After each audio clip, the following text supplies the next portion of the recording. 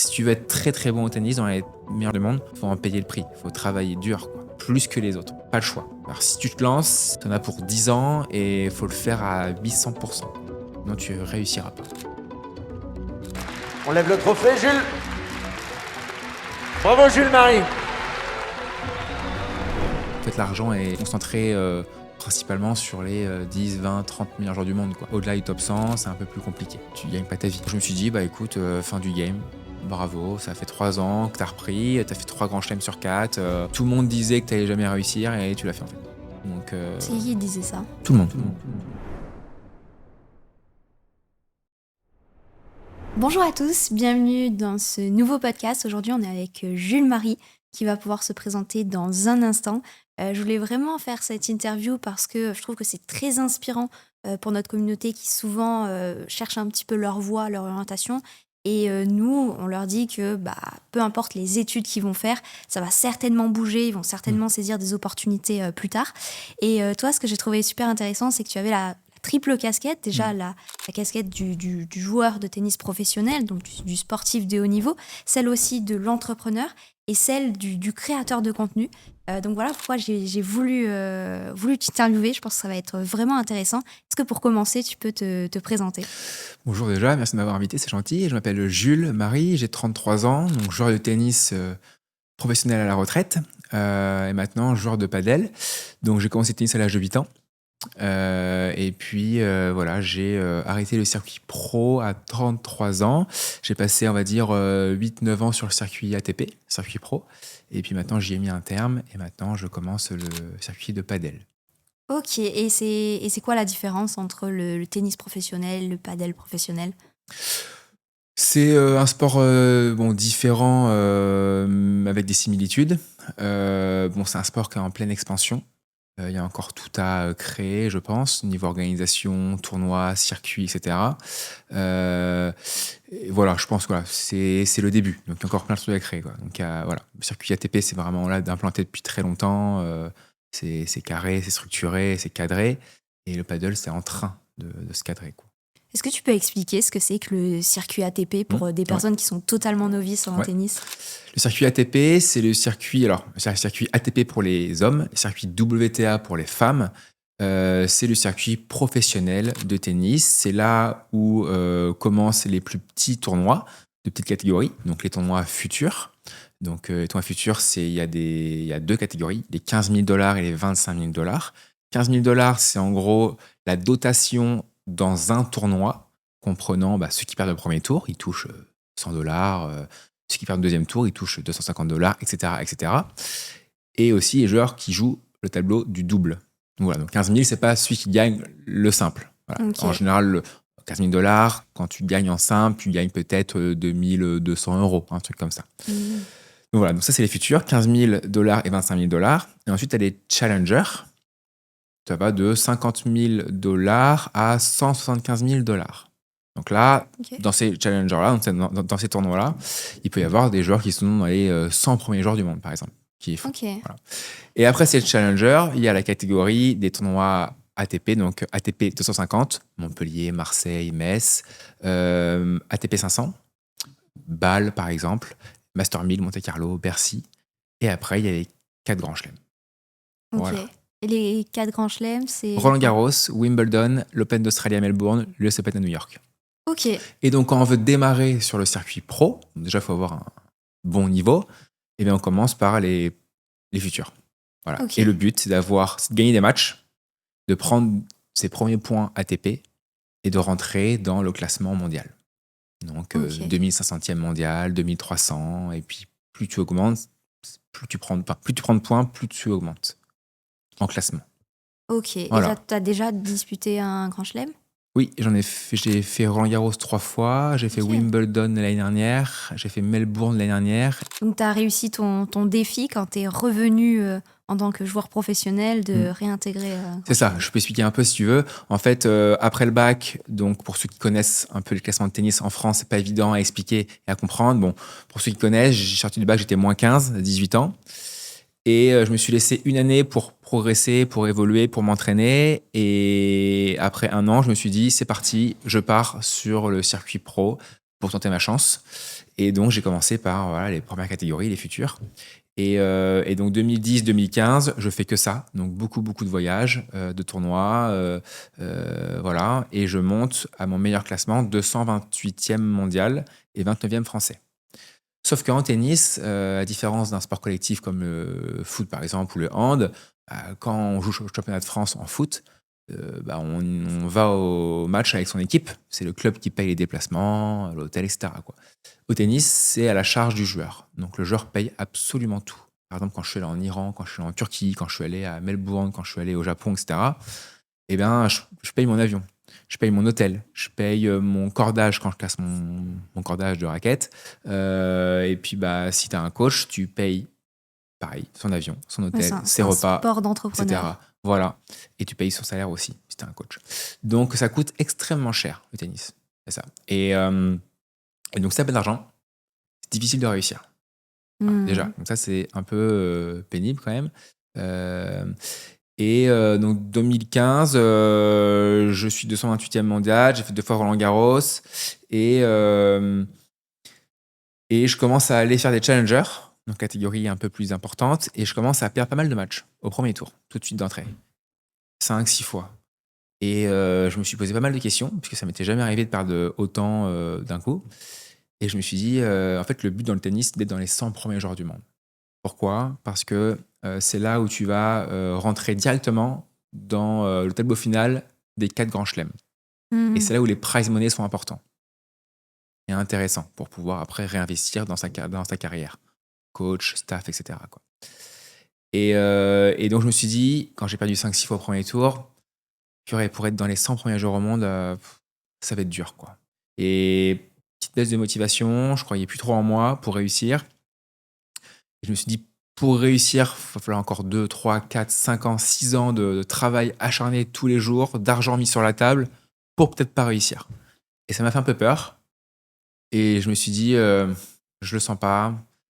Les voyages toutes les semaines, les avions, la gestion des retards, des modifications, des trucs, j'en avais un peu marre, c'était fatigant.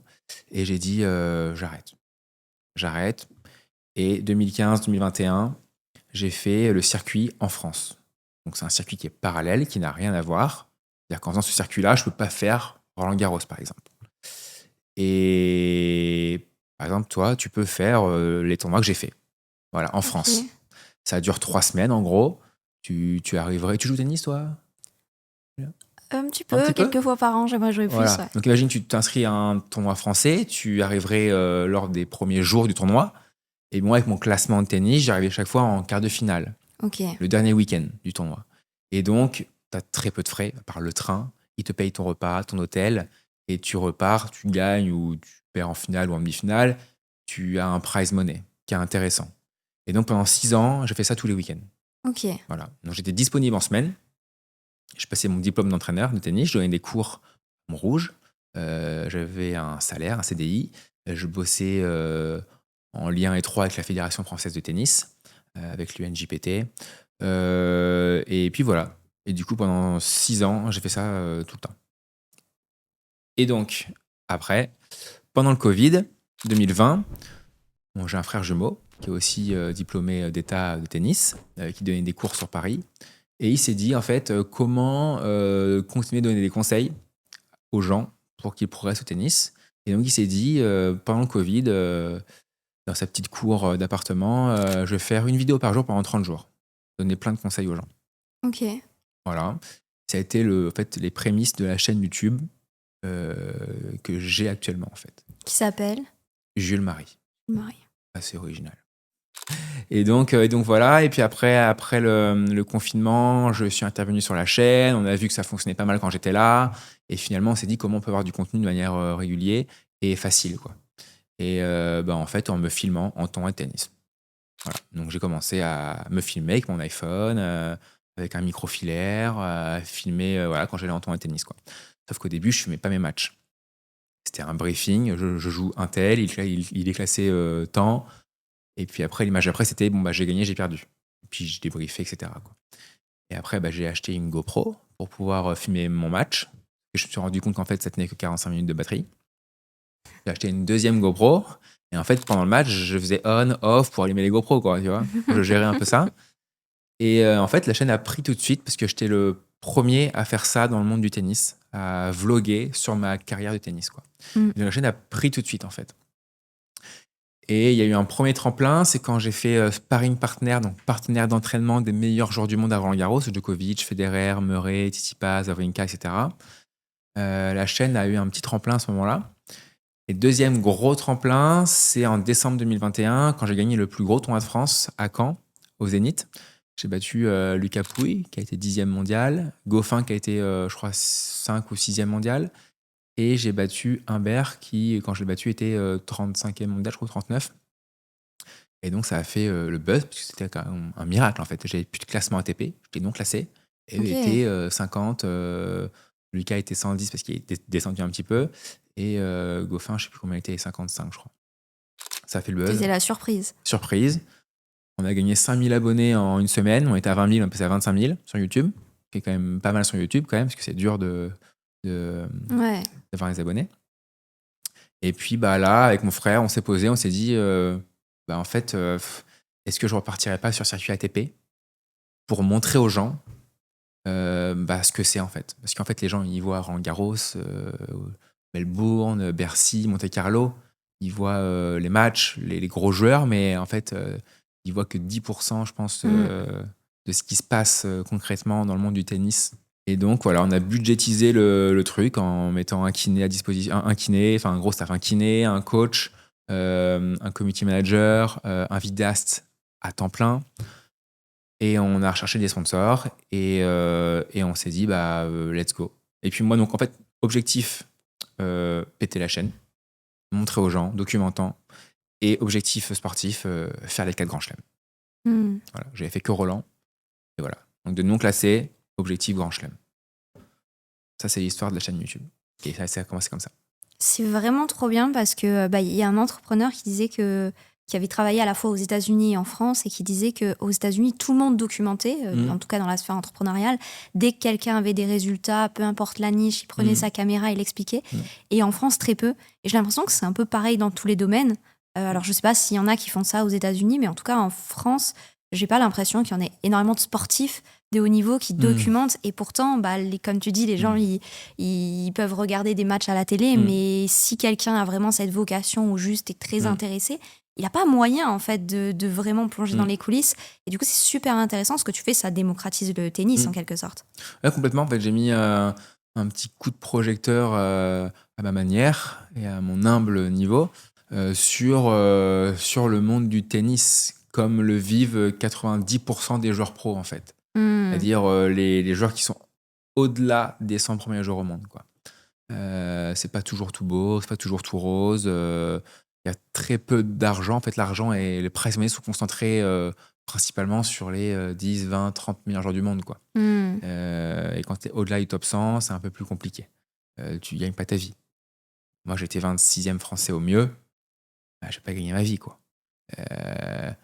Quand tu es 26e français au foot, t'es équipe de France. T'es multimillionnaire, quand même. Donc, il y a quand même un énorme décalage entre ces deux sports, par exemple.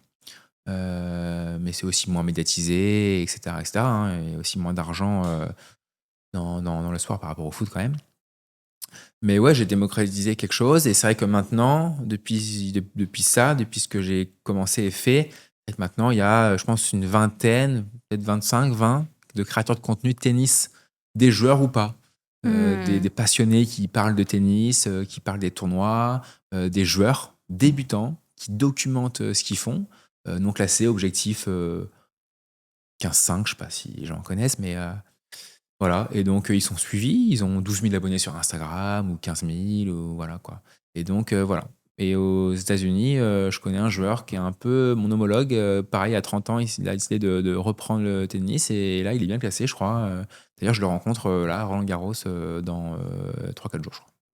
C'est quoi les avantages et les inconvénients quand on reprend le tennis pro à 30 ans ? Alors, inconvénient, c'est tous les voyages. C'est changement de vie radical.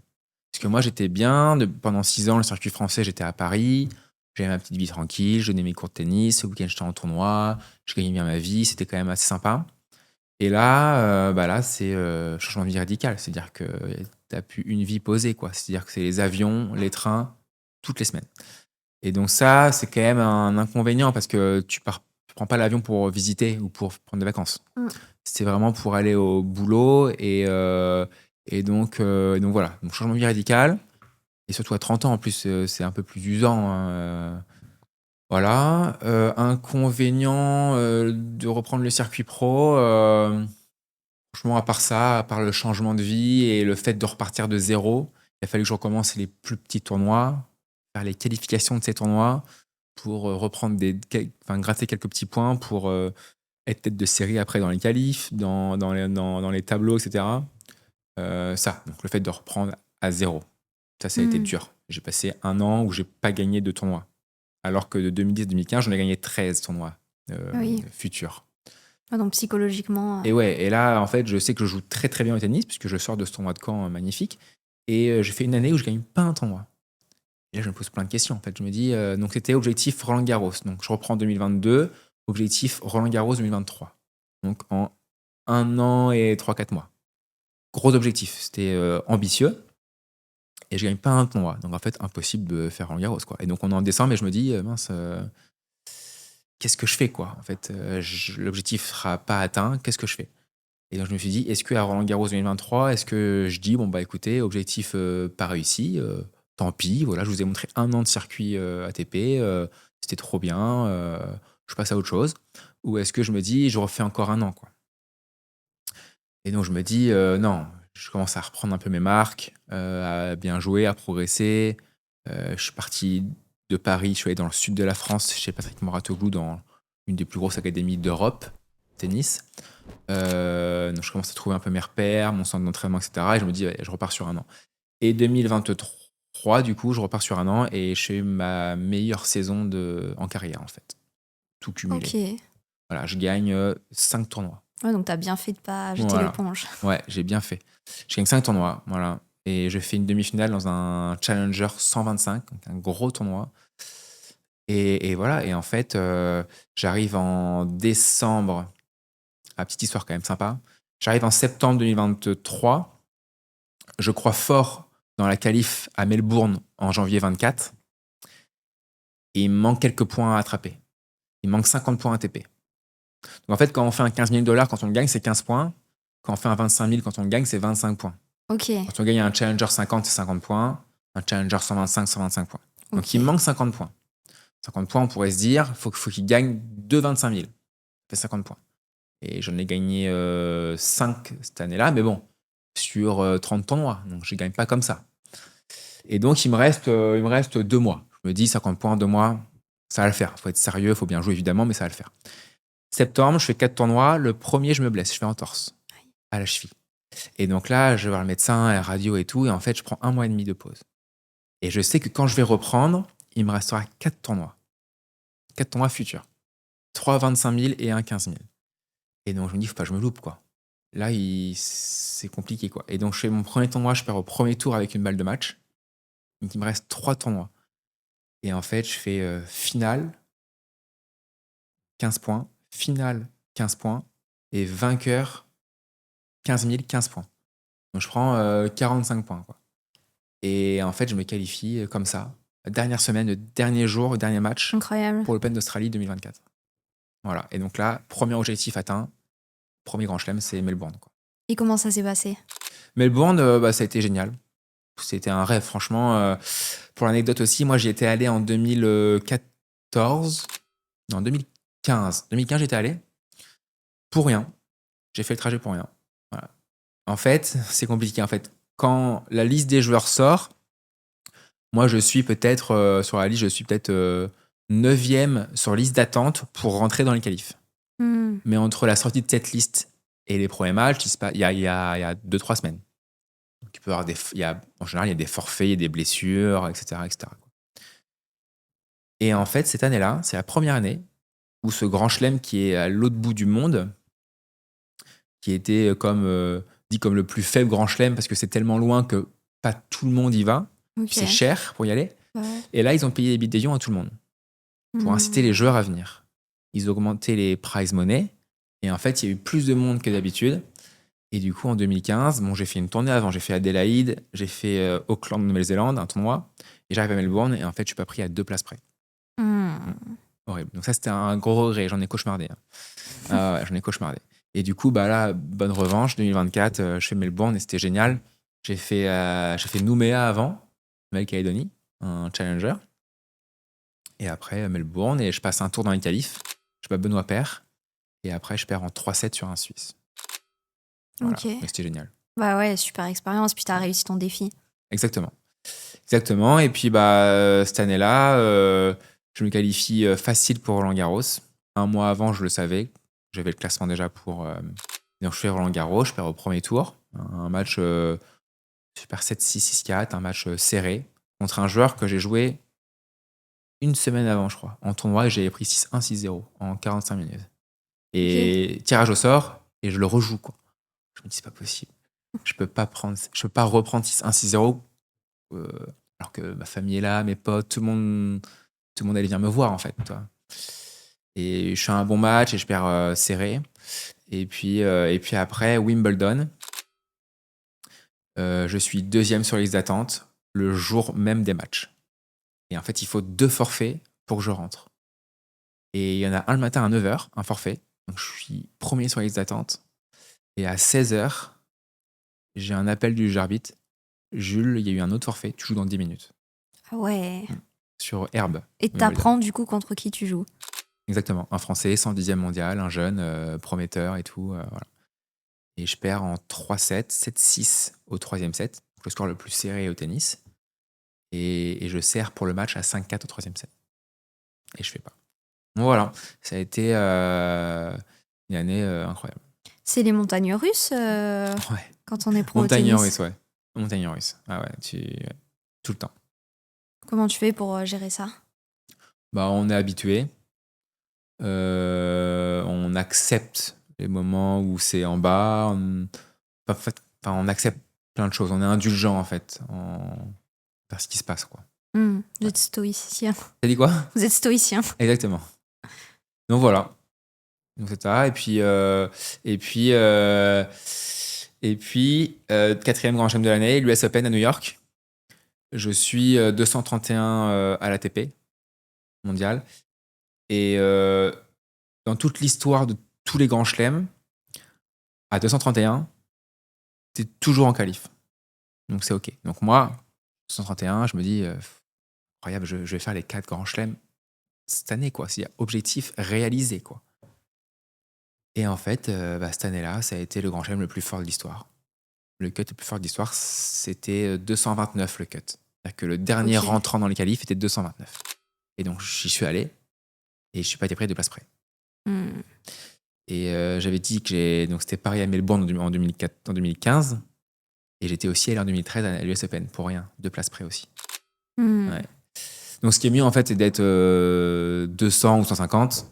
Et en fait, tu es sûr d'être pris, quoi. Et moi, à chaque fois, j'étais vraiment à la limite des cuts, en fait. Et si on revient du coup sur la monétisation, en fait, ce qui se passe, c'est que tu es rémunéré par les tournois, mais bon, comme tu l'as expliqué, il y a des tournois plus rémunérateurs que d'autres, donc c'est les tournois les plus prisés, c'est difficile d'être pris. Et les grands joueurs qu'on voit à la télé, ils sont surtout devenus riches grâce à ces tournois gagnés ou aux sponsors. Comment ça marche?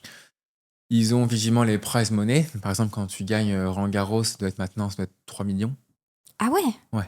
Ah ouais, d'accord. Alors à l'époque, c'était moins 1 million. À l'époque, c'était moins. Alors moi, quand j'avais fait Roland-Garros en 2013 et 2015, j'avais perdu au premier tour 2 fois des qualifications. J'avais gagné $5,000. 5 000 euros. 5 000 euros. Et aujourd'hui, c'est 20 000 euros. Donc, tu vois, il y a eu quand même un bon x4, quoi. Ouais. Donc les prize money ont augmenté. Inflation. Voilà. Mais 3 millions d'euros pour Roland-Garros, c'est pour les grands chelems quand tu gagnes. Et évidemment, après, il y a tous les sponsors. Et tu gagnes plus avec les sponsors qu'avec les prize money. Ok. Voilà. Pour eux. Hein. Et les prize money, ça vient d'où? C'est qui donne cet argent? C'est le tournoi, donc les partenaires. Un tournoi, ils ont des sponsors eux-mêmes qui financent l'organisation. Rolex, tout ça. Exactement. Ok. Et pourquoi, justement, il y a toutes les marques de luxe sur le tennis et pas sur le foot, par exemple? C'est une bonne question. Je sais pas. T'as un bout de réponse ou pas du tout? Bah, je pense qu'ils font ça par rapport à leur public. Ouais. Après, c'est vrai que tu disais au début de podcast que bah, quand on devenir joueur pro, quand on n'a pas d'argent pour voyager, financer, c'est assez difficile. Alors oui, peut-être que ça a créé une sorte de microcosme où Mm. c'est tendanciellement les joueurs les plus riches qui jouent et tendanciellement les joueurs les plus riches qui regardent, contrairement au foot. Mais ouais, je voulais avoir ton Ouais. avis dessus. C'est encore, je pense, encore plus pour le golf.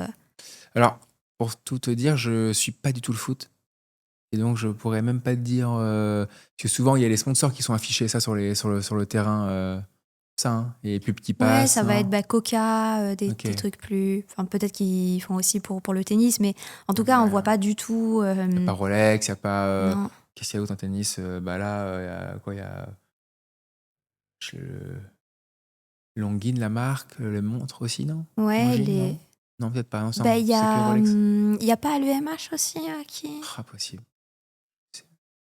Je sais même pas. Je sais que pour la Lavazza. Formule 1, il y a aussi énormément. Ouais, les la Formule 1 aussi, ouais, c'est aussi des sponsors un peu luxe. Ouais. Ouais, bah certainement que c'est pour une classe sociale, je sais pas, plus élevée, je sais pas. Ouais. Et t'as déjà vu des joueurs qui étaient extrêmement prometteurs, extrêmement bons, mais qui, parce qu'ils n'avaient pas les moyens, étaient obligés d'arrêter le tennis? Ouais. Ok. Ouais, ouais, c'est sûr que moi, quand j'ai 2010-2015, comment j'ai financé en fait le circuit, mes gains de tournoi, même si c'était très minime, je l'ai injecté tout de suite dans le billet d'avion la semaine d'après. Mes parents m'ont aidé, mais ils sont pas riches du tout. J'ai fait un crédit à la banque. Quand j'avais plus d'argent, je faisais un tournoi français pour prendre 600 € et pour m'acheter le billet d'avion la semaine d'après. Et puis à l'époque, en 2015, je crois, j'avais fait aussi une cagnotte participative pour aller à Melbourne, justement, faire un tournoi à Melbourne où je suis pas rentré. J'ai fait Adélaïde, Nouvelle-Zélande et Melbourne, et j'ai fait une petite cagnotte où je devais récupérer 5 000 € par exemple. Voilà. Mais c'est sûr que quand t'as pas d'argent, bah, tu restes principalement en France, jouer, mais en France et en Europe, le niveau est très élevé.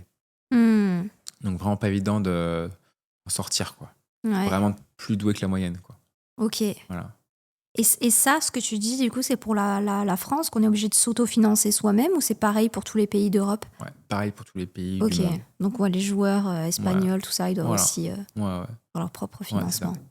Ok. Et est-ce que tu as des comparaisons, justement, que ce soit. Enfin, moi, j'ai entendu dire, tu vas me dire ce que tu en penses, que les joueurs français au tennis étaient très bons, et je crois que la France est un des pays d'Europe qui investit le plus dans les centres de formation de tennis, etc. Mais que, à cause. Enfin, ils avaient.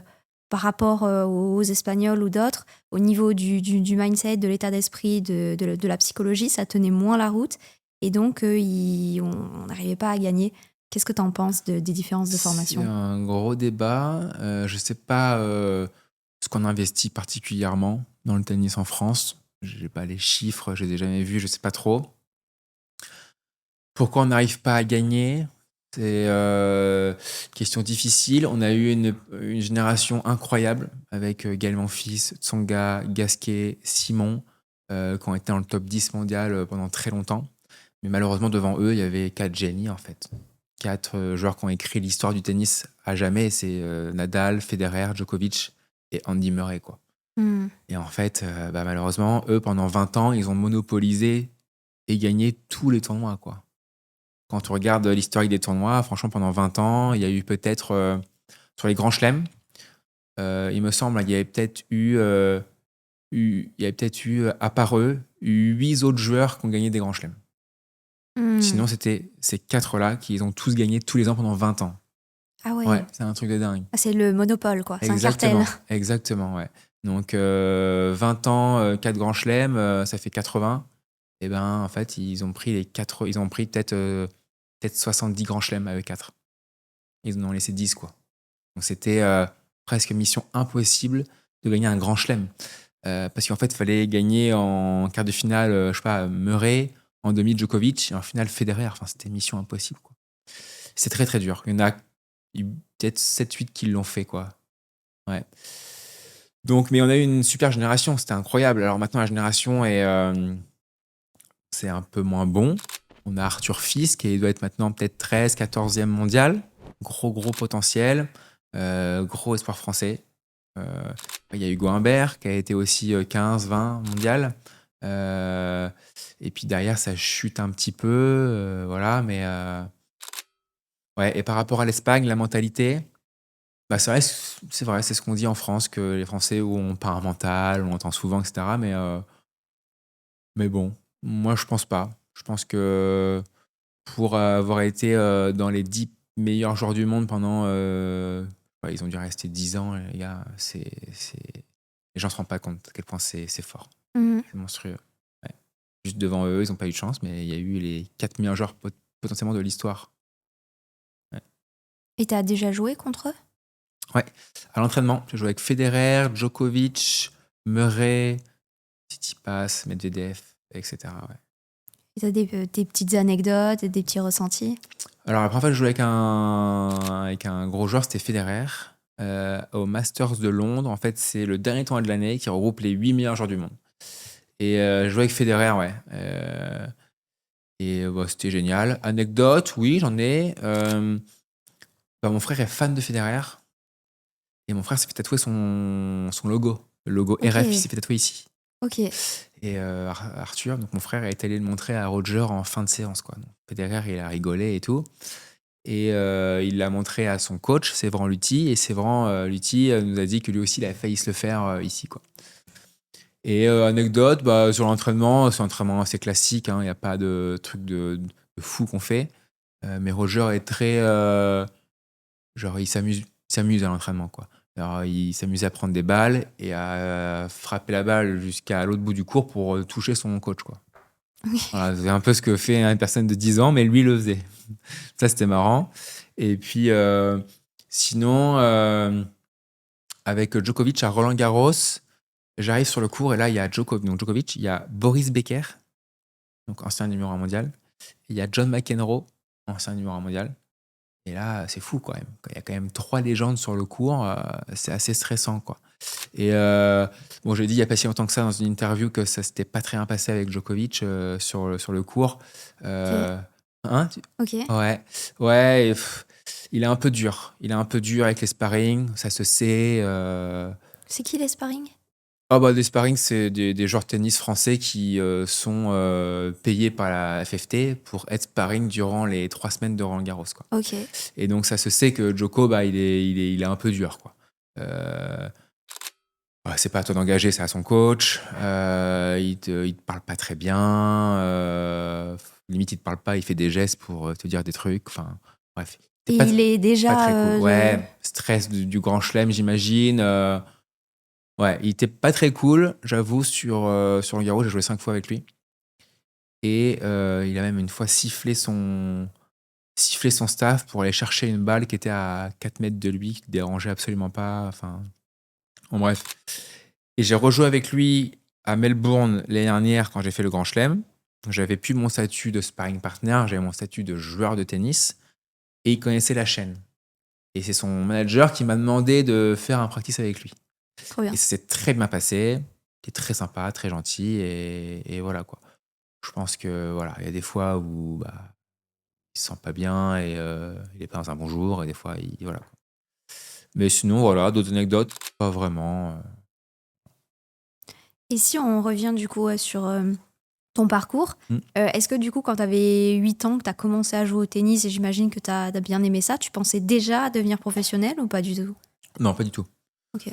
Non, je faisais ça parce que j'adorais. Mon père était très sportif, il nous a mis tout au sport avec mon frère. Je faisais beaucoup de sport, je faisais judo, basket, natation, foot, tennis.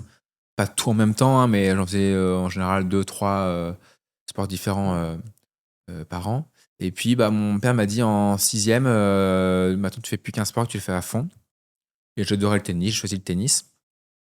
Et en fait, j'avais cette petite motivation de classement qui m'a fait dire il faut que je continue, il faut que je sois meilleur, il faut que je sois meilleur, il faut que je sois meilleur, quoi. Alors, je pensais pas à ça quand j'étais jeune, à être pro ou quoi, mais voilà. C'est quand j'avais peut-être au lycée, peut-être 17, 18 ans, première, terminale, quand j'ai commencé à rattraper les meilleurs joueurs de ma catégorie, de mon âge, où je me suis dit, bah, peut-être que je vais essayer après le bac de me lancer sur le circuit pro, quoi. Et tes parents, ils ont réagi comment? Bon, en fait, c'était la continuité. C'était la hein. continuité Ouais, logique, ouais. ouais, c'était très logique, quoi. Ok. Et du coup, ensuite, tu fais un peu des allers-retours dans le tennis, comme tu l'as expliqué. Et quand vous lancez la chaîne YouTube Mm. avec ton frère, Mm. c'était juste pour montrer, mais t'imaginais pas, tu peux dire un peu combien t'as d'abonnés aujourd'hui, Mm. personnes qui regardent tes Mm. vidéos? Aujourd'hui, on a 130 000 abonnés. C'est énorme. Ouais, Sur le tennis. ouais, sur le tennis, ouais. 130 000 abonnés en français en plus. Parce que je pense que si je l'avais fait en anglais, j'aurais eu Ah, bien peut-être sûr. 500 000, je pense. Et au tout début, en fait, ça a suscité un peu l'intéressement, l'engouement, en fait. Et on faisait des fois des 50 000 vues en 24 heures, quoi. Ah C'était ouais. un truc de fou au tout début, en fait. Petit à petit, ça a un peu diminué. Et après, ça a stagné. Et aujourd'hui, on fait entre 20 et 70 000, 100 000 vues, quoi, Ah, par c'est vidéo. beaucoup, En hein. moyenne, peut-être peut-être 30, 35, 40 chaque vidéo, quoi. Donc voilà. Et est-ce que c'était bien vu dans ton milieu? Les gens s'en foutaient? Ou au contraire, t'as eu des remarques Mm. de personnes qui jouaient avec toi? Ouais, très bonne question. En fait, au tout début, quand j'ai repris le circuit pro, enfin, j'avais pas forcément d'argent pour payer un vidéaste à plein temps, son avion, le mien, etc. Enfin, le projet coûtait entre 10 et 15 000 euros au tout début. Ah ouais. Ouais, parce qu'il y a le vidéaste, il y a le community manager Ouais. qui était là pour essayer de développer un peu Instagram, TikTok, avoir des idées créatives, etc. Et il venait avec nous en tournoi. Quand Et j'étais ouais, en il faut tournoi. payer l'avion, Exactement. l'hôtel. Et quand j'étais en tournoi, à chaque fois, il me prenait 1 heure ou 2 heures dans une journée et on faisait du contenu. Mm. En plus des matchs et tout, des entraînements et tout. J'avais une semaine par mois un ostéopathe qui venait avec moi. On s'est dit, si je reprends, il faut faire le truc à fond, quoi. Ouais. Faut voir un staff d'un joueur pro, quoi. Et moi, du coup, plus après le salaire de tout le monde, plus les frais d'avion et tout. Plus le mec qui fait les miniatures YouTube, qui venait pas avec nous, évidemment. Plus le mec qui crée les newsletters. J'ai envoyé un vocal, et après, il retranscrivait les trucs, il écrivait bien. Enfin, voilà. J'ai vraiment une énorme team, ça me coûte entre 10 et 15 000 euros par mois. Et du coup, on a commencé par faire une cagnotte participative. En fait, j'ai eu des gens, quand j'ai gagné l'Open de Caen en 2021, des gens qui m'ont dit reprends le circuit ATP, fais une cagnotte, on va t'aider, etc. Et donc, c'est ce qu'on a fait. Cagnotte participative, et on a récolté 35 000 euros avec des contreparties, des trucs, etc. Et en fait, sur la cagnotte participative, je dis le budget que ça va me coûter pour une année. Donc, je dis 300 000 euros avec les postes de dépenses que je viens de te dire. Et ça a fait le bad buzz, surtout près des joueurs de tennis. Ouais, Jules Marie, c'est un menteur, c'est un escroc, il demande 300 000 euros, etc., etc. Et en fait, ces joueurs-là, qui sont très focus tennis et pas du tout ouverts au monde du travail, n'ont pas du tout compris le projet, en fait. N'ont pas compris que un vidéaste, ça se paye. Oui. Un mec qui fait miniature, ça se paye. Enfin, tout se paye, en fait. Et ça coûte pas 100 euros, quoi. Et donc, auprès des joueurs, ça a fait un peu le bad buzz. Et quand j'arrive en tournoi avec ma caméra, le vidéaste, la caméra, le gros micro, l'écran, la caméra et tout, plus mon ostéopathe, plus le community manager, ah oui, ça fait bizarre pour les joueurs au début. Et on se dit, Les mais mecs, il se alors, prend pour qui? exactement. Mais sauf qu'ils me connaissaient tous. Parce que moi, j'étais 35e français, j'avais fait les tournois ATP avant. Je connaissais tout le monde. Ils me connaissaient. Ils savaient que j'étais pas un mec lambda, quoi. Ils savaient que, enfin, en plus, les gens me connaissent, ils savent que je suis assez tête sur les épaules, etc., quoi, que je sais ce que je fais.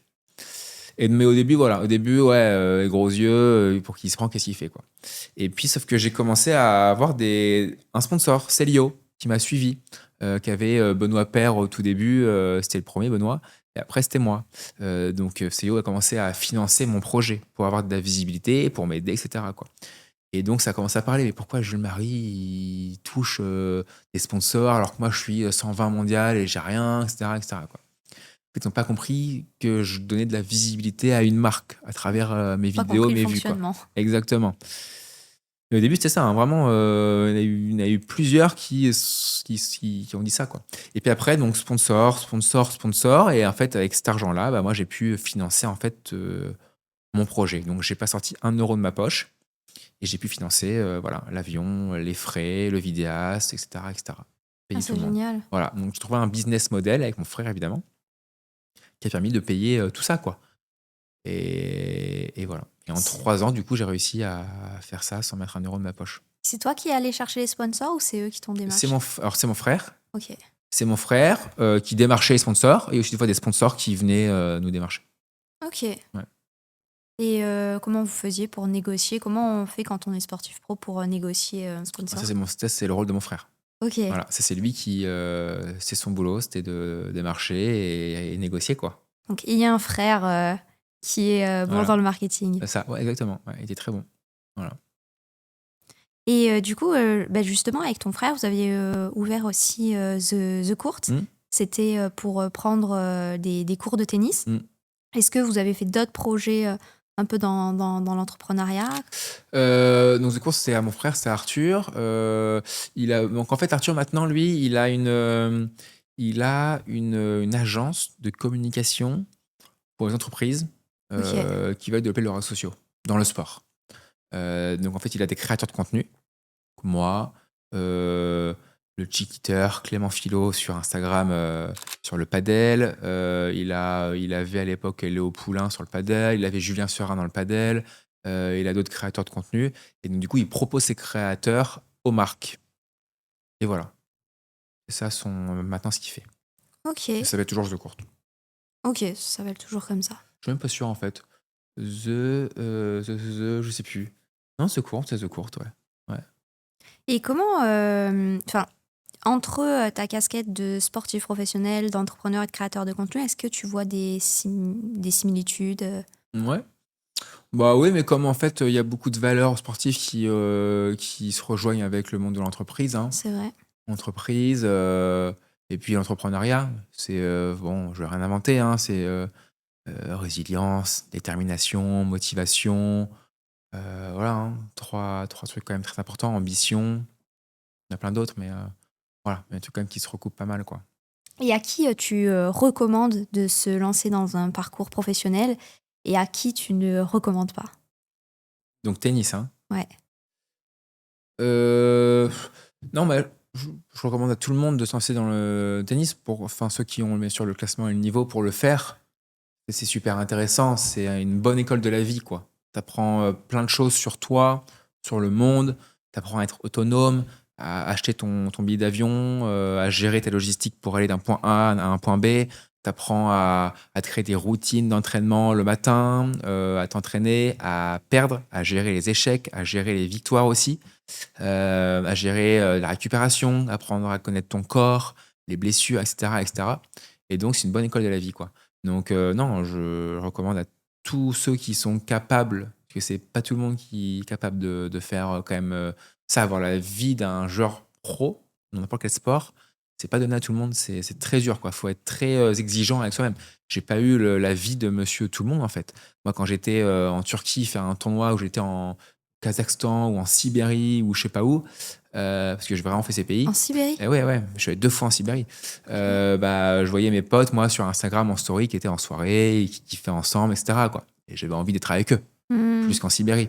Et donc voilà. Mais il faut savoir ce qu'on veut, en fait. Voilà, voilà. Si tu veux être très très bon au tennis, dans les meilleurs joueurs du monde, faut en payer le prix. Il faut travailler dur, quoi, plus que les autres. Donc, pas le choix. Alors, si tu te lances, t'en as pour 10 ans et il faut le faire à 800%, quoi.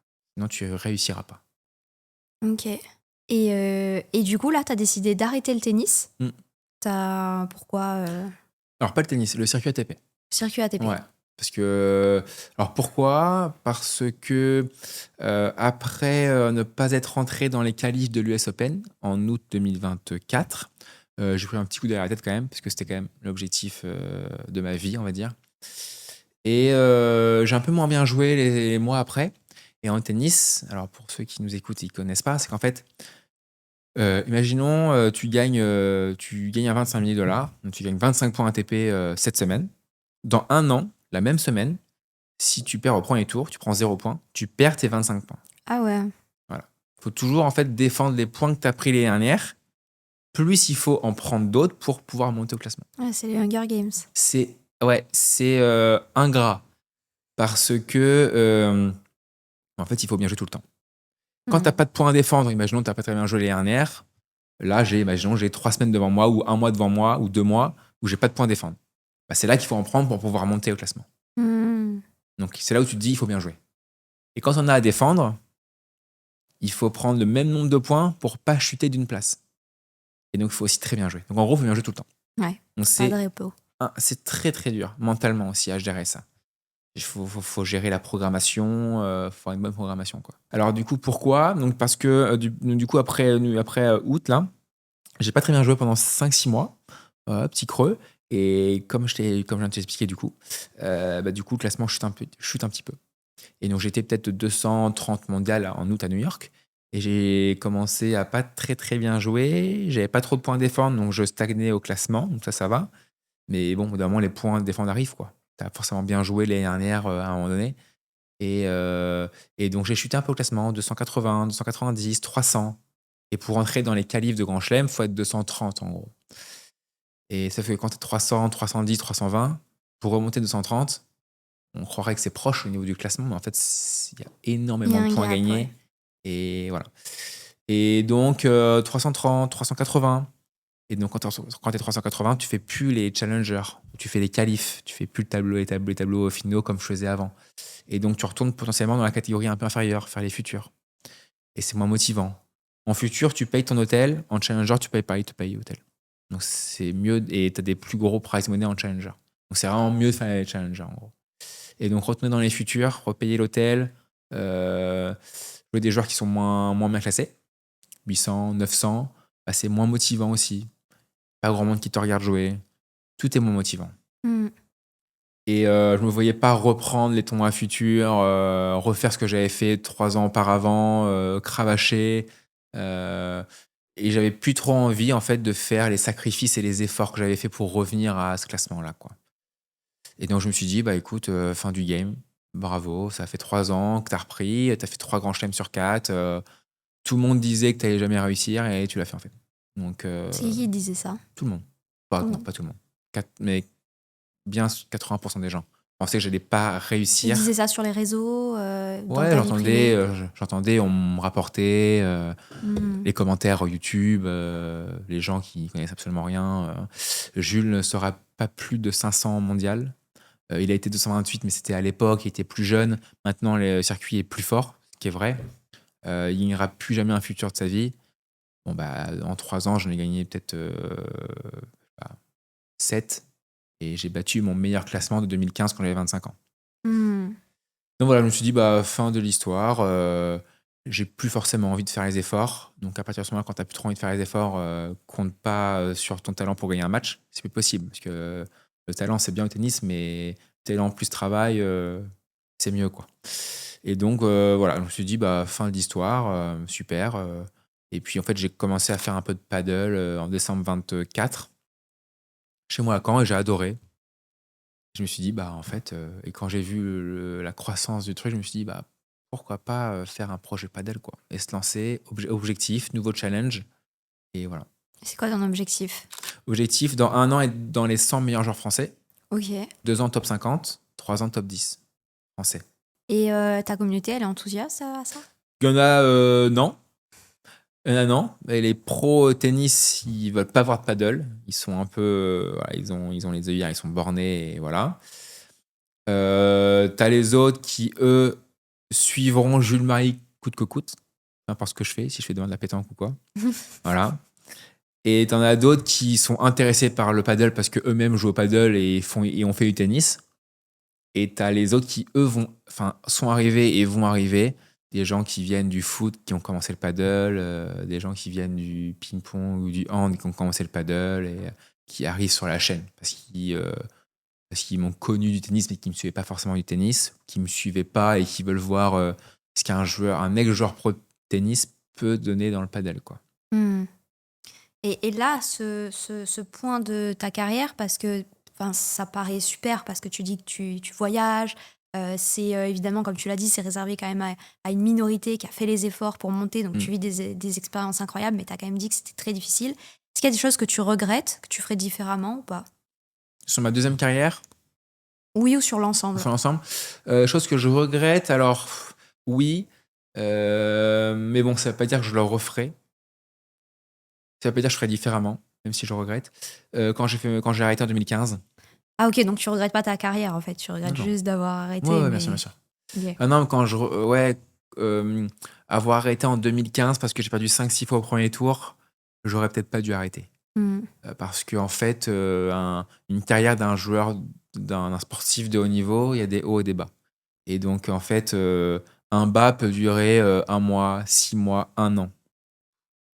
1 an et demi des fois. On l'a vu, on le voit à la télé sur les meilleurs joueurs du monde, des fois ils ont des creux de 1 an et demi, 2 ans, Dimitrov, enfin il y en a plein d'autres quoi. Et donc je pense que si j'avais pas arrêté, si j'avais continué, bah, en fait on sait pas, mais ça se trouve j'aurais été 80e mondial, 70, j'aurais fait, les 4 grands chelems dans les tableaux, dans les tableaux finaux, on sait pas en fait. Voilà, donc ça, petit regret, mais bon, j'avais été tellement à bout, en fait, en 2015 que j'étais content d'avoir arrêté, quoi. Puis comme tu avais pas eu encore l'idée, des Ouais, financements et cetera, c'est c'est ça, dur, c'est ça. financièrement. Donc ouais, exactement. Donc peut-être regret d'avoir arrêté, mais je ferai pareil quand même. Et puis, bah, quelques regrets parce que j'ai été 203e mondial. Petit regret de pas avoir été, top 100 mondial. C'était quand même mon objectif depuis que j'étais gamin, quoi. Et regret de pas avoir fait un tableau de grand chelem, quoi. Jouer à Roland-Garros, sur le Châtrier ou tu vois? Un truc comme ça. Et tu as dit que tu avais commencé à 8 ans. Généralement, les professionnels, est-ce qu'ils commencent plus tôt ou plus tard? Bah, à l'époque, ça commençait à 7-8 ans. Maintenant, ça commence plus tôt, comme ça, à 4-5 ans. OK. Ouais. Ah, il y a 4 ans, ils sont déjà, Moi, j'ai entraîné quand j'ai passé mon diplôme d'entraîneur, j'ai entraîné des petites 4 ans, quoi. OK. Donc tu leur mets un ballon de baudruche, une raquette, ils la tapent en l'air. Après c'est un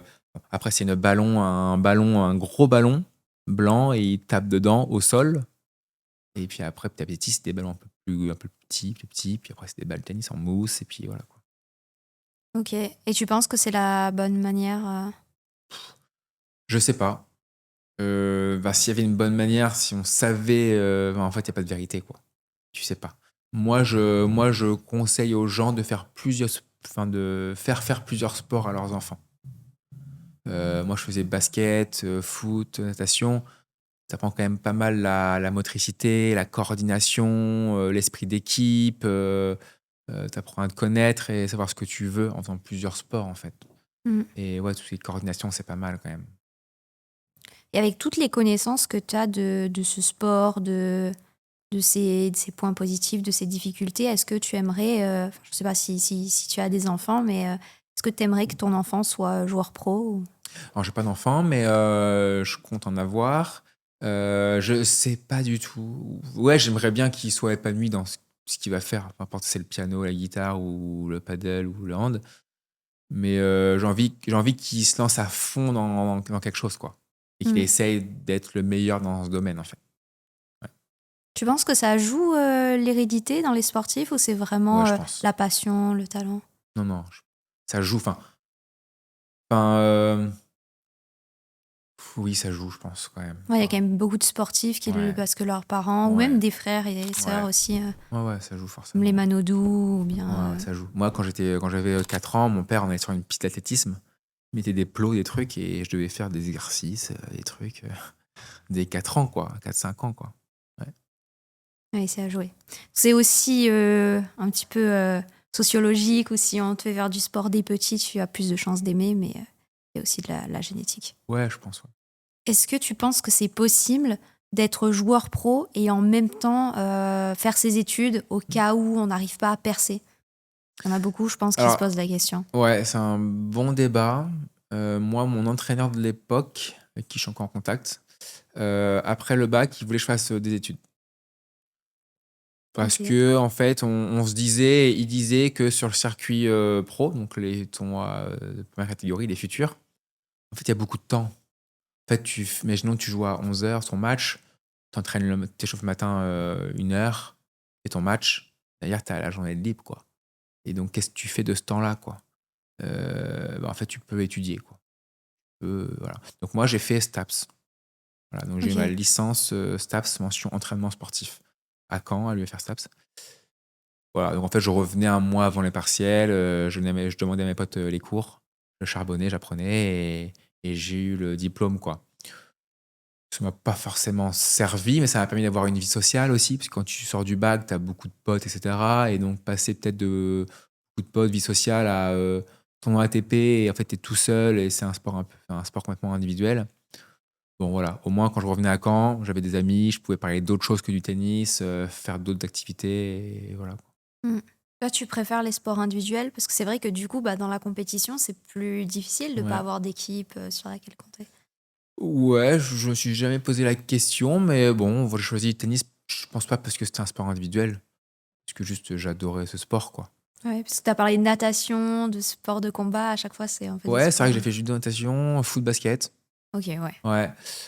Mais ouais, non, sport individuel, bah, ce qui est bien, c'est que je sais pas si tu apprends plus sur toi qu'un sport collectif. Et c'est vrai que là, en fait, en plus, le tennis, depuis toujours, à part depuis un an, il n'y a pas le droit d'avoir de coaching. Tu n'as pas le droit t'as pas le droit d'être coaché en plein match. Ok, C'est depuis un juste, an. voilà, c'est juste depuis un an, là. Donc en fait, quand Ok. tu es sur un court tennis, le match peut durer 3 heures.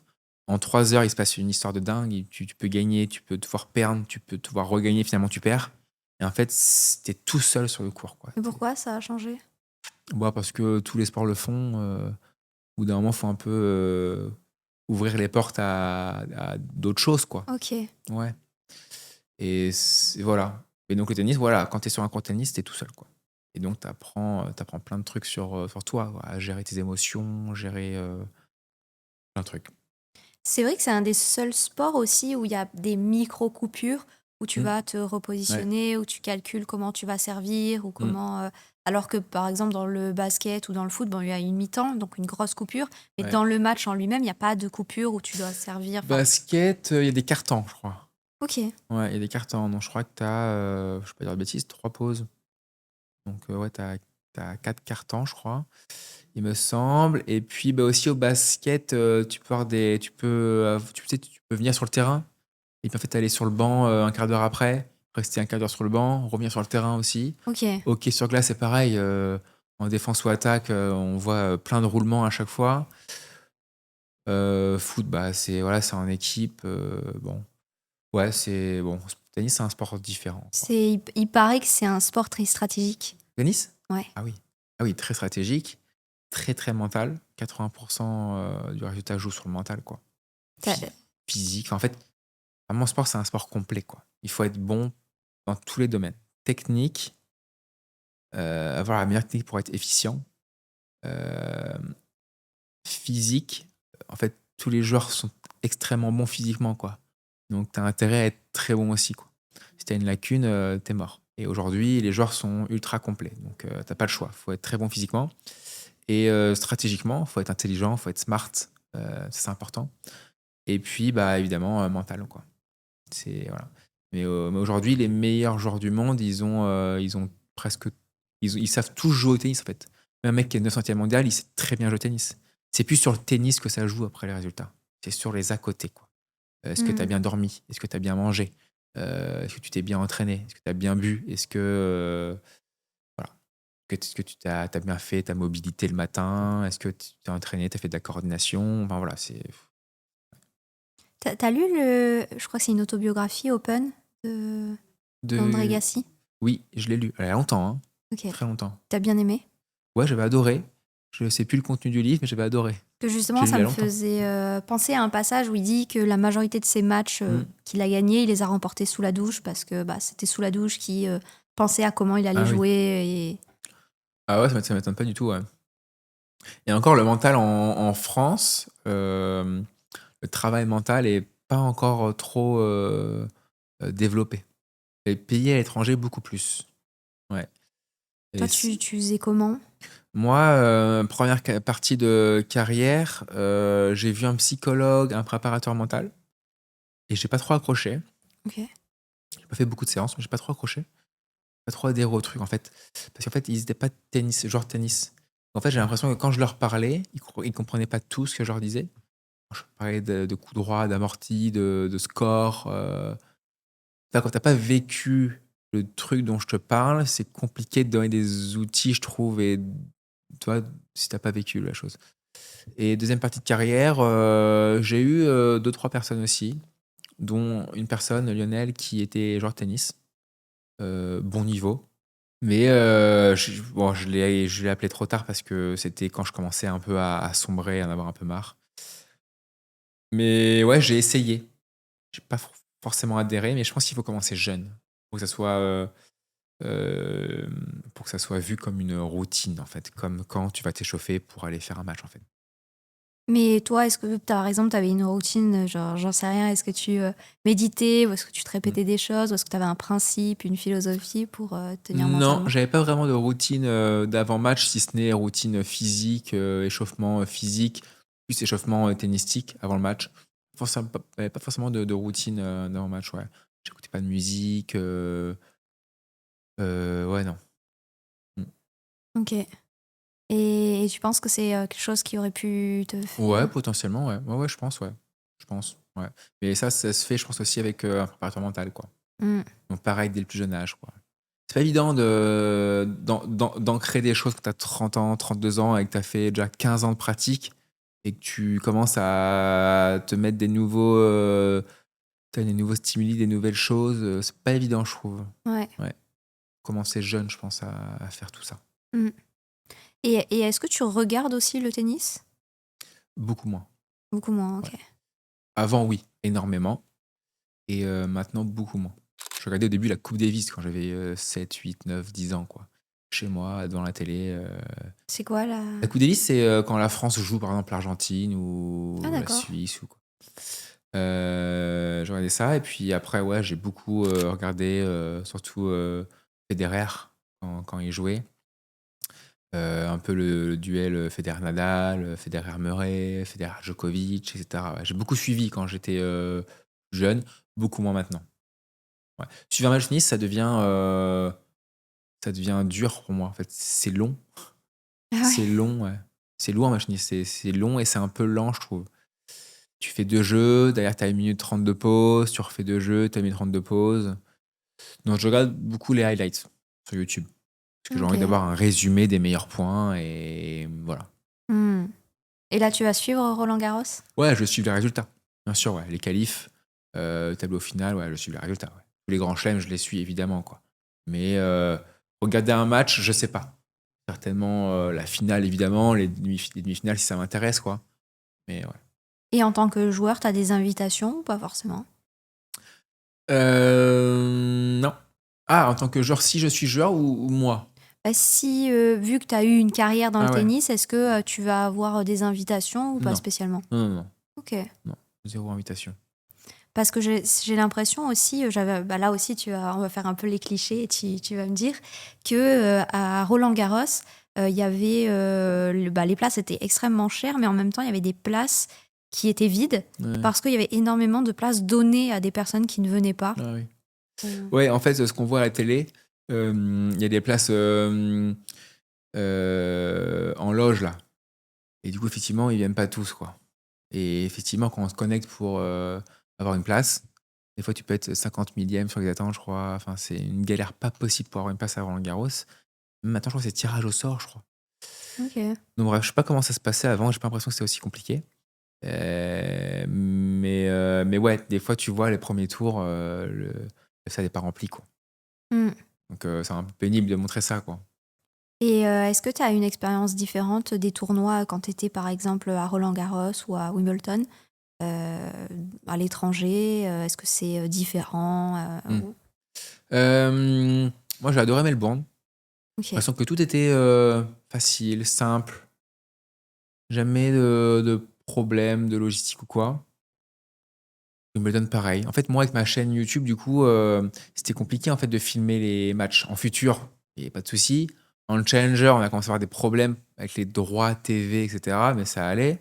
Heu, Après, quand tu fais, les grands chelems, bah, faut demander les autorisations, Ah, quoi. Parce que là, tu as les droits, TV, quoi. oui. Alors, mais à Melbourne, j'ai pas eu de soucis. Fallait juste que je mette, 1 ou 2 minutes de mon match maximum et après je pouvais filmer tout ce que je voulais sur le site de Melbourne. Hmm. Les vestiaires, les allées, enfin tout ce que je voulais, les restaurants, etc., quoi. Et Roland Garros, par contre, c'était une catastrophe. Ok. Vous pouvez rien filmer, quoi. Mais Mais pourquoi? rien. Ils voulaient pas comprendre. Bah, si, ils ont compris, mais voilà. Même 1 ou 2 minutes, ils voulaient pas. Avec l'iPhone seulement et les entraînements. Ouais. Ouais. Et même les allées. On peut pas filmer les allées à Roland Garros, par exemple, en tant que créateur de contenu. Pas moi, hein, tous les créateurs de contenu, on peut pas filmer une allée ou un entraînement à Roland Garros d'un joueur. Voilà. Et pourquoi c'est si différent de... Ça, faut vraiment leur demander. Hein. Ouais, faut leur demander. C'est, ouais, je sais pas. Et en Angleterre, c'était encore différent? Non, c'était comme Melbourne, nickel. Ok. Voilà. C'était nickel. Et US Open, du coup, j'y suis allé. Donc, j'ai fait aussi un vlog, même si je suis pas rentré dans le tournoi, mais on a pu filmer aussi tout, quoi. Ok. Voilà, donc, en France, voilà. C'est marrant parce qu'en plus, comme t'es joueur français, Bah ils ouais. auraient pu être fiers. Exactement, mais non, non, très compliqué avec eux. Et en parlant avec pas mal de marques, sans d'ailleurs leur demander quoi que ce soit, me disent Roland Garros, waouh, c'est compliqué, hein. Ils ont 50 ans de retard sur ça, quoi. Ouais, c'est les organisateurs qui sont... Ouais, je sais pas qui C'est c'est, passé. je sais pas, mais en tout cas, ouais, tu peux pas faire grand chose à Roland Garros, quoi. Et est-ce que dans vraiment pour être sur le jeu pur, est-ce que tu avais un style particulier? Ouais. Moi, j'étais plus défenseur-contreur. Défenseur-contreur, c'est pas le mec qui est très puissant. C'est plutôt style, pour ceux qui connaissent, Gilles Simon en français ou Djokovic. C'est plutôt, je suis un peu dans la réaction. C'est-à-dire qu'on m'attaque et je réagis, je contre en fait le mec, quoi. Je suis Ok. assez stratège et contreur. Je préférais jouer sur dur plus que sur terre battue. Sur terre battue, on glisse en bout de course et donc on met plus de temps à revenir dans le terrain pour défendre son terrain, quoi. Et donc les joueurs de contre, en général, ils préfèrent jouer sur dur parce qu'on a nos appuis fixes. On peut revenir dans le cours rapidement pour défendre son cours, quoi. Ok. Donc moi, voilà, j'étais plus défenseur-contreur. C'est un peu utiliser la force de Ouais, l'adversaire c'est ça. contre lui. Ouais, j'utilisais ça, exactement, ouais. Ça a été ma grosse force et aussi ma grosse faiblesse, quoi. C'est que pour aller au-dessus, pour battre de meilleurs joueurs et être mieux classé, il fallait faire plus. Il fallait faire ça et greffer un jeu un peu plus agressif, quoi, offensif. Et c'est aussi la méthode de Djokovic, du coup, tu disais? Ouais, Djokovic, il est contreur et c'est un métronome, quoi. Il fait 0 faute. Moi aussi, je faisais très peu de fautes. C'était mon style de jeu. Il prend la balle un peu plus tôt que moi. Du coup, il laisse un peu moins de temps à l'adversaire de jouer aussi. Bon, je peux me comparer à lui. Je veux dire, dans le style de jeu, c'est Ouais. ça, quoi, évidemment. Bien sûr. Ouais. Et Federer, c'est quoi un peu son Lui, style? c'est attaquant. D'accord. Pur attaquant. Il peut faire un service volé, faire un service et en fait monter au filet tout de suite. Très gros coup droit. Donc, il utilise son coup droit pour faire le jeu, pour faire des points gagnants et pour monter au filet. Ok. Voilà. Et Nadal, gros défenseur.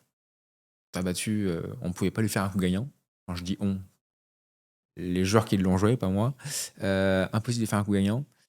Et gros coup droit. C'est-à-dire, quand il se décalait en coup droit à l'espagnol, la balle avait beaucoup d'effets. Et gros lift. C'est-à-dire que la balle rebondissait énormément.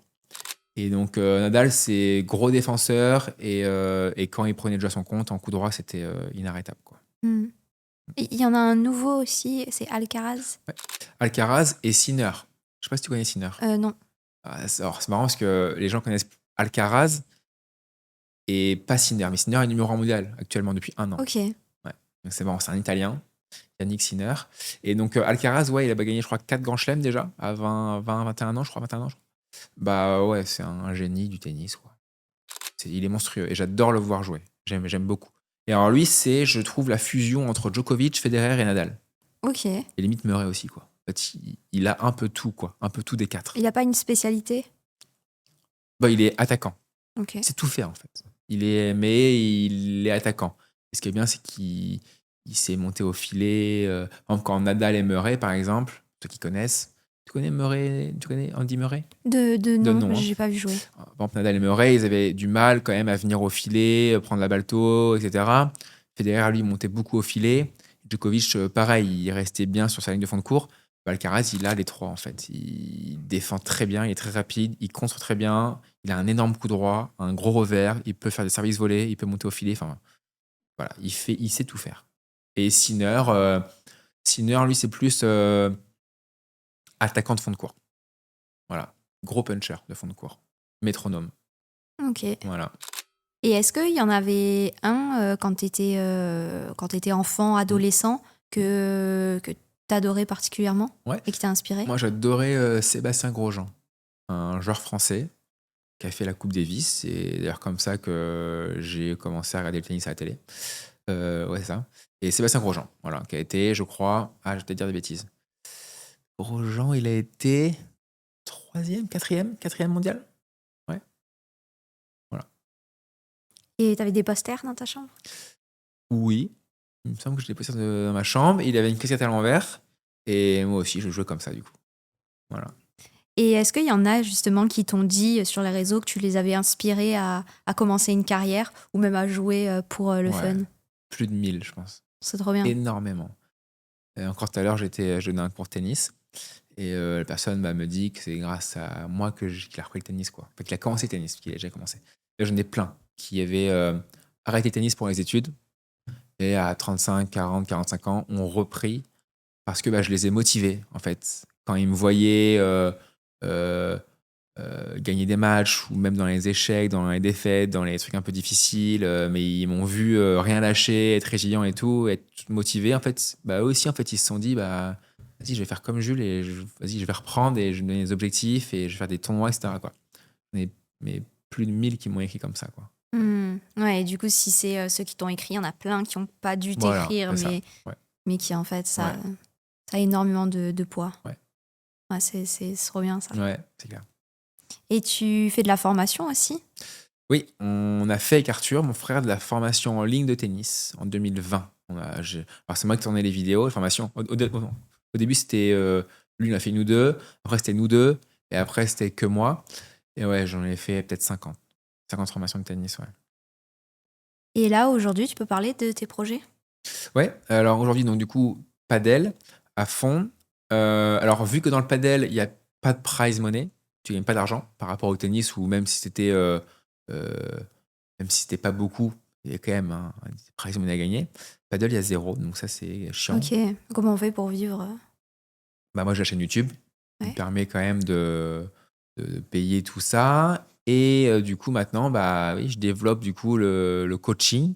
Donc, je donne des cours particuliers sur julesmarie.fr, mon site internet, dans l'onglet coaching. Voilà, cours particuliers, des appels vidéo. Et ça, c'est à Paris. Cours particuliers, soit à Paris, soit à Cannes, soit à Caen. Ok. Ouais. Bien. En fait, c'est mes 3 lieux un peu de vie, quoi. Donc, voilà. Des appels vidéo, des appels conseils. Par exemple, on m'envoie une vidéo, on rappelle une maman, là, m'avait envoyé la vidéo de son fils en plein match. Et donc, j'ai regardé la vidéo, j'ai analysé, j'ai pris des notes, etc. Et après, à la fin, j'ai eu un appel de 30 minutes avec le fils. Et donc, je lui ai dit tout ce que j'avais vu, point par point. Et je lui ai dit les axes d'amélioration, ce qu'il fallait qu'il travaille, etc., quoi. Donc, appel vidéo, cours particulier, stage, j'aimerais bien en faire, des stages de tennis sur 4-5 jours. Stage un peu intense tennis. J'ai des offres aussi entreprises, 2 heures ou une journée, une demi-journée. Et offre club. C'est-à-dire que tu es dans ton club de tennis et je fais ce qu'on appelle un clinique avec les enfants, jouer avec les enfants. 2 heures, voilà. Et puis après, il y a un échange avec eux, avec les parents, avec les dirigeants, savoir comment orienter son fils, la programmation de tournoi, des questions-réponses aléatoires, un déjeuner avec eux, etc., quoi. Voilà. T'as déjà eu une offre de parents qui te demandent de coacher leur enfant? Oui, mais pendant que je jouais le circuit. Hmm. Non, c'était même avant de reprendre le circuit en 2022, là. Ouais, 1 ou 2 personnes, ouais. Sinon, non, ça pas trop. Parce que bon, j'ai quand même pas mal de trucs à faire et à gérer. Peut-être ouais. Mais c'est pas trop ce que je veux faire, en fait. Je préfère donner un cours particulier ou un appel en 1v1, voilà, parce qu'en fait, si ton joueur il joue très bien, il faudra aller sur le circuit pro au bout d'un moment.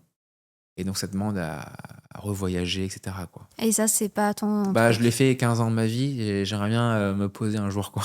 Ouais. Là, du coup, tu voyages plus autant, mais tu fais quand même Voilà. Caen, Cannes et Ouais. Paris. Tu voyages Ouais, donc encore. là, je voyage plus en Europe ou dans le monde. Là, je voyage pas mal en France pour aller tournois de padel. Mais à partir de septembre, je pense que j'espère que ça va un peu se calmer.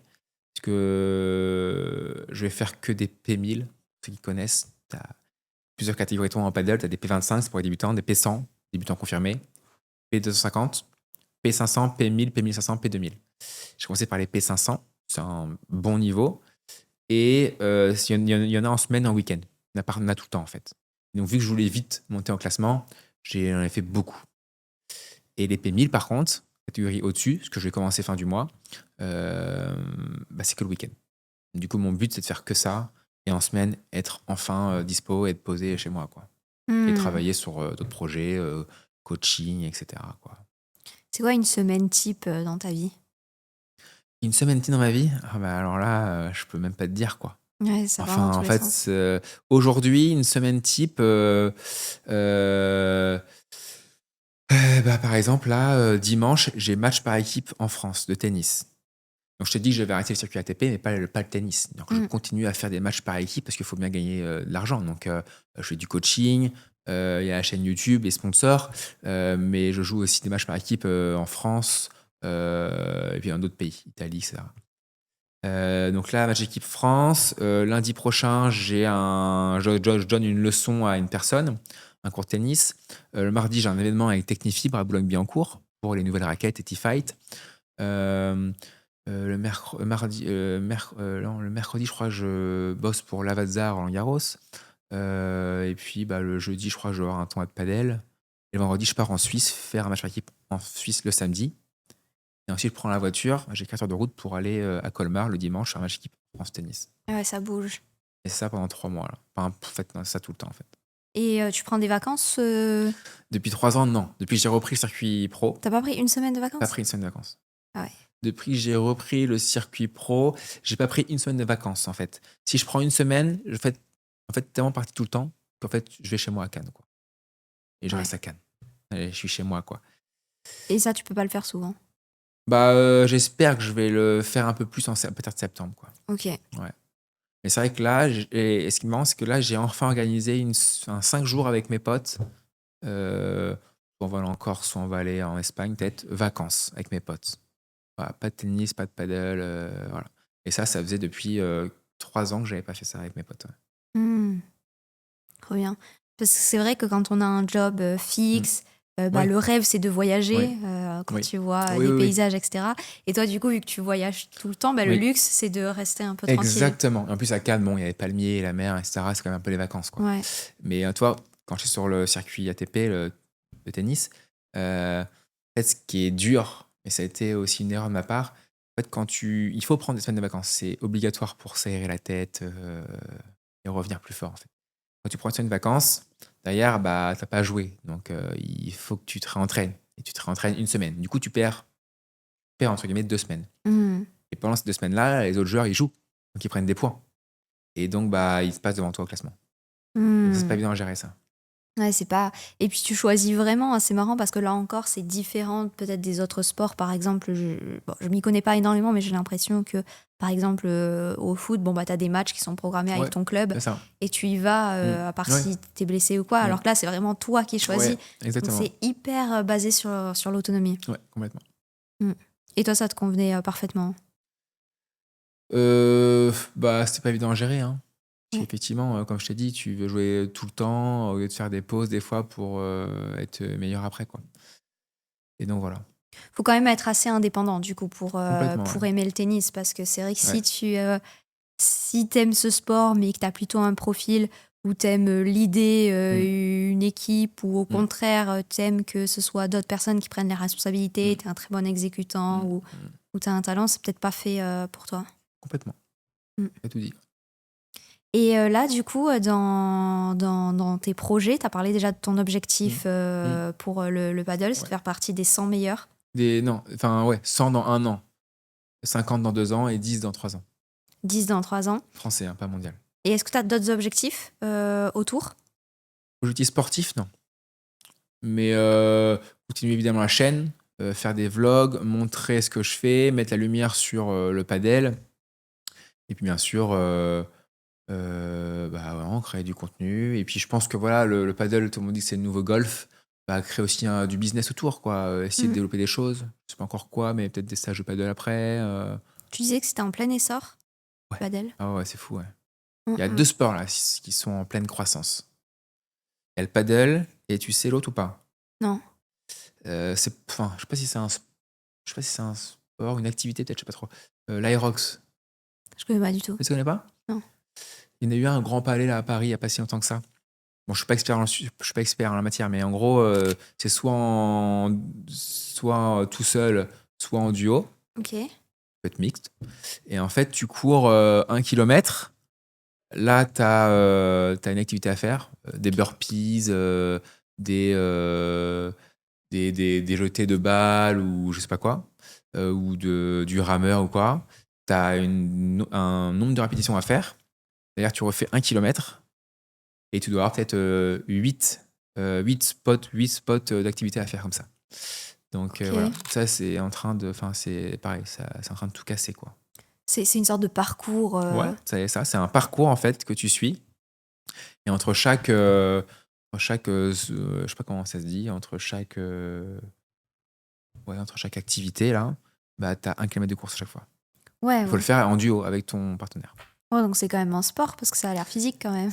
Non, mais c'est ça, hein, mais c'est très physique, mais euh, C'est pas, Je ça sais demande pas qu'une je sais pas s'il y a discipline. je sais pas s'il y a des championnats ou quoi, Ah tu oui. vois? Ça que je veux dire. Tu vois, entre sport et activité sportive, tu vois, je crois qu'il y a une petite différence, je crois. Enfin Hmm. bref, j'ai vu ça en STAPS, c'est lointain.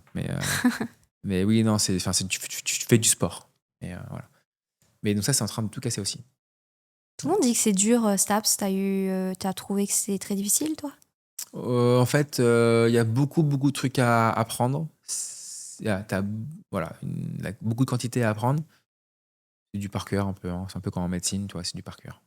Ça prend la physio, tous les muscles, tous les os, tous les nerfs, tous les trucs. Et pas que ça, ouais. Il y a beaucoup de choses à apprendre, ouais.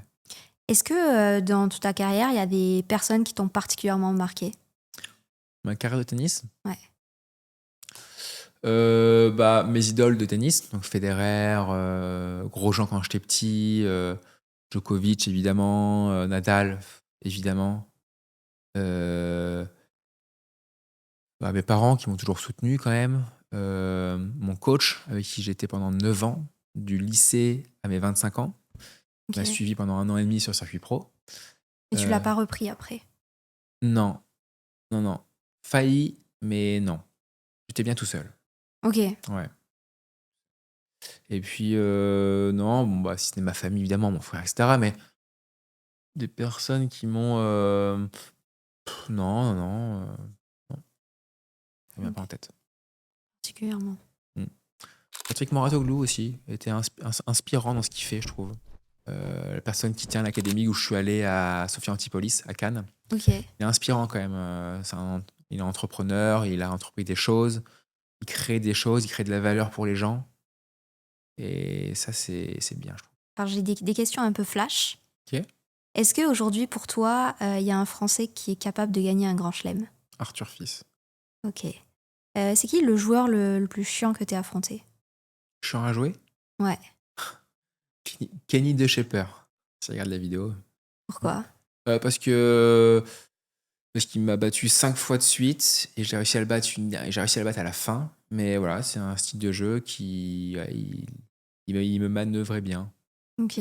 Mattia Bellucci aussi, un Italien qui est maintenant très fort, 80 mondial. Et ouais. Et c'est qui le joueur avec lequel t'as pris le plus de plaisir comme adversaire? Arthur Raymond, ouais, un Français. Parce que tu l'apprécies ou? Je l'apprécie, on avait fait un super match. C'était là, pour le coup, sur la période sur le circuit français. On avait fait un super match en tournoi français à Hasbrook. C'était très sympa. Ouais. Si tu pouvais changer une seule règle au tennis pro, ce serait laquelle? Une seule règle? Euh, Bah, le truc du coaching. Bon, ça faisait des années que, et que personne parlait de commencer à à faire intervenir le coach au changement de côté. Ça a été changé, c'est bien. Après, une autre règle, non, je vois pas, je vois pas trop là, mais le coaching au tennis, ouais. Quel match s'est fait dans les conditions les plus horribles? Ça peut être Mm, mm. météorologique ou alors J'ai joué une fois personnel. en pleine canicule en France, sous 40 degrés, et j'ai joué 4 heures. C'est le match le plus long de ma vie, et comme par hasard, c'était fait sous canicule, quoi. 4 Ah heures. ouais. Ouais. C'est le match le plus long de ta vie? Oui, 4 heures. Ouais, et Pas comme de par hasard, c'est chance. comme faisait 40 degrés, quoi. Le lendemain, je pouvais plus marcher. Et, euh, et sinon, une fois, je suis allé au Koweït aussi. Au Koweït, il faisait 42 degrés. Ah Ouais, ouais, ouais, les balles se crevaient à cause de la température. C'est très dur. Bon, en OK. fait, les joueurs tenaient pas un set, tenaient pas plus d'un set. Si tu perdais le premier set, t'avais perdu le match. C'était impossible de jouer. Mmh. Ouais. Et comment ça se passe quand, tu as fait un match, tu es fatigué, tu dois quand même monter ta vidéo? Est-ce que tu te forces à le faire? Est-ce que tu attends un peu? Alors, je monte pas ma vidéo, hein. C'est mon vidéaste. Ah oui, c'est tu as des Eh monteurs? oui, bien sûr, bien sûr. Mon vidéaste, il tourne, il filme et il monte. Ah, c'est trop bien. Ah ouais, non. Bah, en fait, moi, je suis pas du tout. C'est pas mon métier, hein. Ouais. Je sais pas comment on fait, quoi. Ah ouais, là, si je te mets, Final Cut Pro, tu fais pas le Ah non. montage? Ah non. Bah, non, je vais faire 2-3 trucs, mais trucs pourris, quoi. Ouais, vaut mieux être, Ah ouais. spécialisé, Ah ouais. et gardé la même équipe ou il y a un peu de turnover? Même équipe. Trop bien. Ouais. Bien fidèle. Ils sont cool. Non, mais en plus, tu parlais, tout à l'heure de tes mails et ça m'a fait sourire parce que je les reçois et genre, je pensais que tu les écrivais. Donc c'est que Si, c'est moi qui les écris. Ah, c'est ton vocal. Même pas, là, c'est moi. Ah, là, c'est toi, OK. Ouais. Même Depuis pas. longtemps? Ouais, ça fait 1 an, là, que c'est moi. OK. Ouais, et effectivement, avant, j'envoyais des vocaux. Et la personne me retranscrivait, mais là, c'est moi depuis 1 an, je pense. T'as ta propre marque aussi d'habits? Oui, c'est ça. Ça s'appelle les Breakers. C'est un petit logo balle de tennis et cœur rouge. Et donc, on a commencé ça avec Célio, en fait, en collab. Quand j'ai repris, en fait, en 2022, quand on a signé avec eux. 3 mois après, on a lancé ça. C'est eux qui ont tout géré, stock, livraison, etc., envoi. Et après, ils n'ont pas reconduit, puisque c'est pas assez gros, évidemment. Et après, ils m'ont autorisé à le faire de mon côté. C'est quand même sympa, parce que je peux quand Ouais. même porter du Célio. euh, et de l'autre côté, je peux aussi vendre une autre marque. Tu vois, donc c'est quand même bien. Euh, donc ouais, donc en fait, je fais 3 sessions de vente par an. 3 semaines de précommande. D'ailleurs, il y en a une qui tombe, je sais pas quand la vidéo sortira, mais il y en a une qui est du lundi 19. Je pense que ça sera peut-être pas monté la vidéo, mais lundi 19 mai jusqu'au 23. Ça va être short. Mais voilà. Et pour finir, est-ce qu'il y a une question, que j'aurais pu poser qui aurait pu être intéressante? Et on a fait pas mal le On tour a là, hein. couvert pas mal de sujets. Ouais. Comme ça, je vois pas trop. Réfléchis, mais non, franchement, t'as abordé tous les sujets, hein. Ouais. Super. Et est-ce que tu veux t'adresser à des personnes qui ne connaissent pas encore leur voie, Ouais. qui hésitent à se Ouais. lancer dans une carrière pro? Ouais. Faut pas se précipiter. Faut être patient. Faut y aller quand on est sûr de soi, parce que c'est le parcours du combattant. Donc il faut être prêt. Faut avoir les armes, quoi. Moi, après le bac, j'ai attendu 1 an pour affûter les armes et me préparer psychologiquement, quoi. En faisant les tournois de tennis et en m'améliorant, en progressant, etc., quoi. Donc je pense qu'il faut être patient, faut être sûr de soi quand on veut y aller, faut affûter les armes et quand on y va, quoi. Faut jamais lâcher, faut être déterminé. Il va y avoir des échecs, il va y avoir des bas et c'est dans ces creux-là qu'il faut être encore meilleur, qu'il faut encore plus travailler, en fait. Ça, c'est super important. Voilà, parce qu'au bout d'un moment, en fait, tu as forcément un déclic ou tu as forcément une remontée, en fait.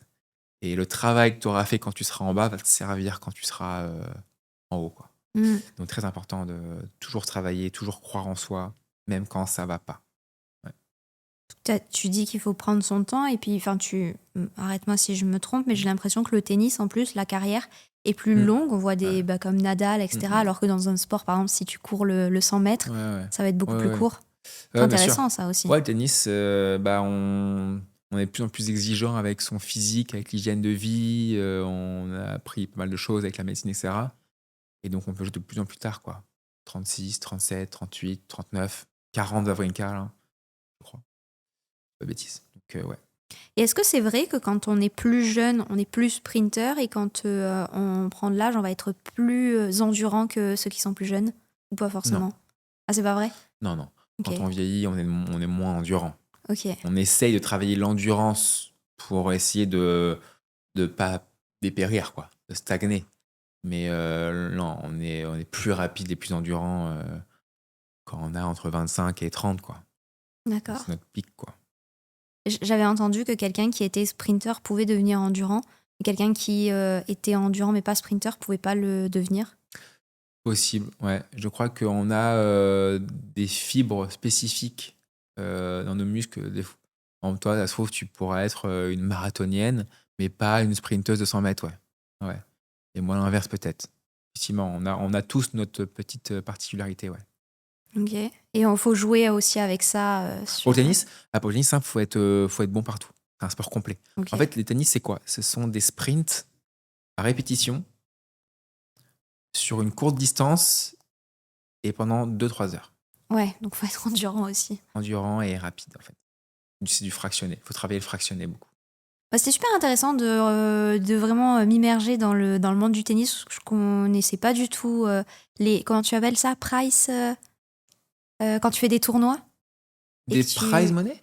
prize money, voilà. Ouais, Le ouais, principe ouais, de ouais. tiens, il y a les futurs, après Bien il y a sûr, les, ouais. il y a les Challenger. challengers Et après les ATP, les Masters, 1000 et Grand Chelem, quoi. et les grands chelems. Je connaissais pas du tout ce mode Ouais, de rémunération, donc ouais. c'est super intéressant et je pense qu'il y en a pas mal qui vont peut-être entamer des carrières ou même s'y remettre ou découvrir ce monde-là pour Carrément. leur culture.